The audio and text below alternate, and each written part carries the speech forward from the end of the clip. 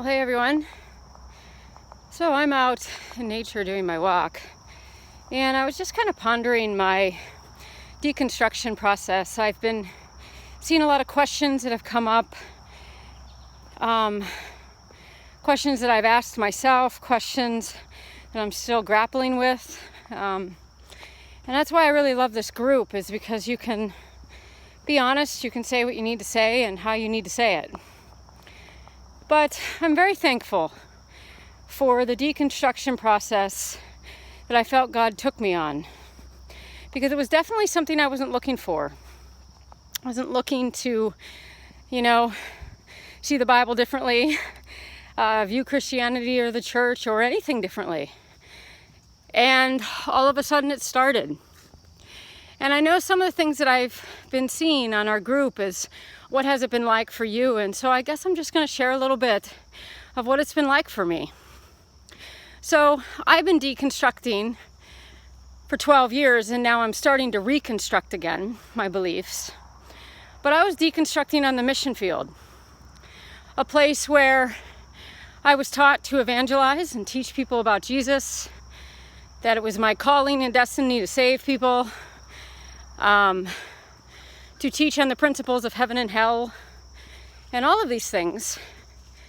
And here I find myself deconstructing on the very place and in the very places that I shouldn't have actually been deconstructing. But how ironic and how funny it is that God works that way, right? That the Spirit leads, and, well, if we're listening, we go with it. And so really, for me, it's been a true dismantling and unraveling of so many things, of so many man-made ideas and traditions, so many different aspects and character traits I was taught about God are now right out the window. And for me, though it was harrowing, and it has made not things always easy on how to write back home to people and talk to people about, the spiritual changes, because they think you're kind of off your rocker. I just wouldn't trade this for anything. I wouldn't trade the journey I've been on. I wouldn't trade the hours of confusion.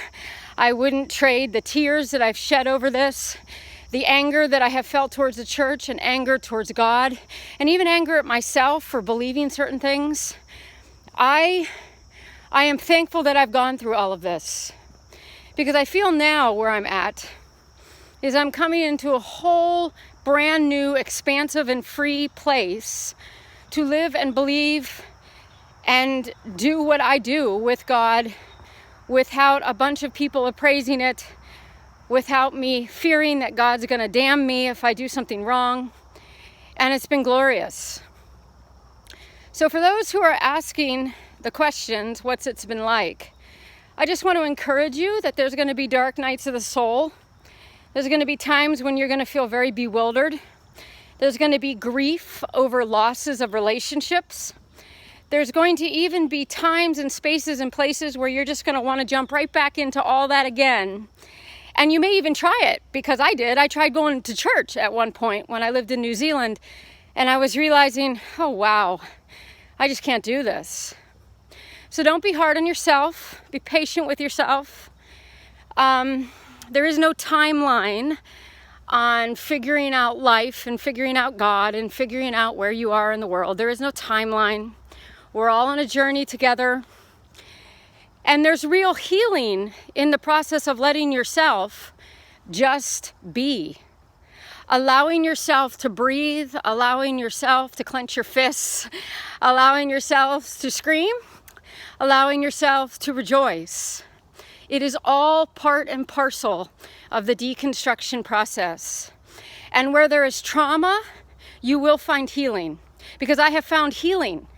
I have. It's a different way of relating to God now and relating to different people. But even just having a platform in a space like this to be able to talk about things that are important upon your heart, please keep doing that. Because that allows for a release and allows you to dump it and to get rid of it and to put it somewhere in a safe space. So I know this is quite a long video, but I just want to say welcome to deconstruction. You're in safe company in this group. You're surrounded by people who understand. There are more people going through this than we realize because this is a total global awakening. And yes, you will come through this alive. All right, have a good day, everyone.